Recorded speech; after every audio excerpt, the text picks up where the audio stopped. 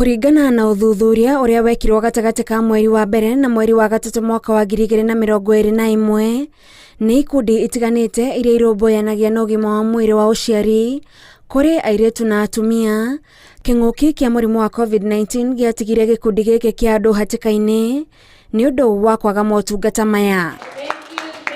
Curfew, thibitarĩ kũhingwo, thogora wa igũrũ wa motungata hamwe na thibitarĩ gũkorwo iraihĩrĩirie nĩ ĩmwe ya mĩhĩnga ĩrĩa atumia na aĩrĩtu macemanirie nayo, ĩrĩa yacũngĩrĩirie gwĩkora hatĩka-inĩ ya kwaga motungata ma ũgima wa mwĩrĩ wa ũciari. We have social distancing, so ukienda hospitali unakuta watu wachache tu ndio wanahurusiwa. Sasa ukienda saa zingine unaenda unakuta sasa unakaa muda mrefu, ama saa zingine haupati hiyo huduma ambayo ulikuwa unataka.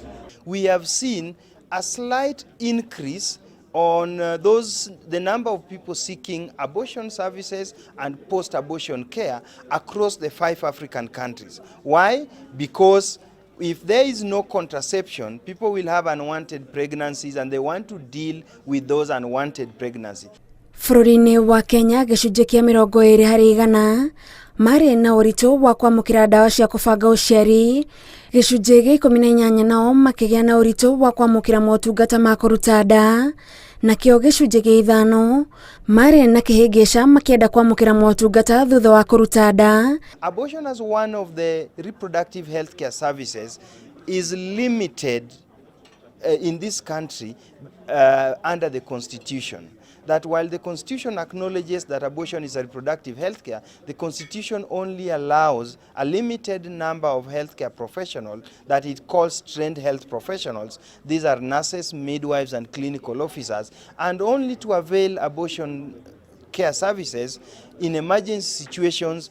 Gĩcunjĩ gĩa 10 makĩritũhĩrwo magetha motungata ma atumia arĩa magĩte ciana, nakĩo gĩcunjĩ gĩa 17 makĩgĩa ũritũ wa gwetha ndawa cia HIV. And tena walikuwa wamesema stay at home, mkae nyumbani. So when you go to the health facility you find there's also the healthcare providers hatusemi walifanya vibaya, but they were trying to implement what the government had said.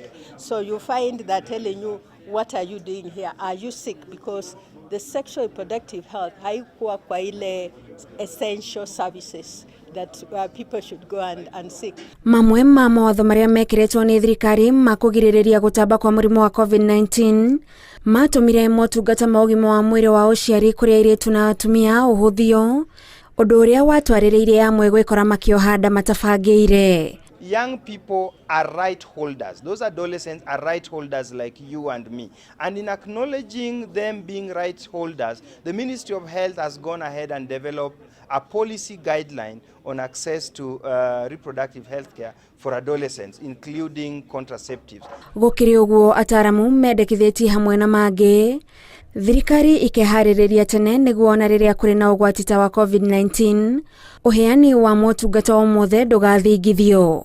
Ngĩribotera Inooro TV, njĩtagwo Gathoni Wanjihia.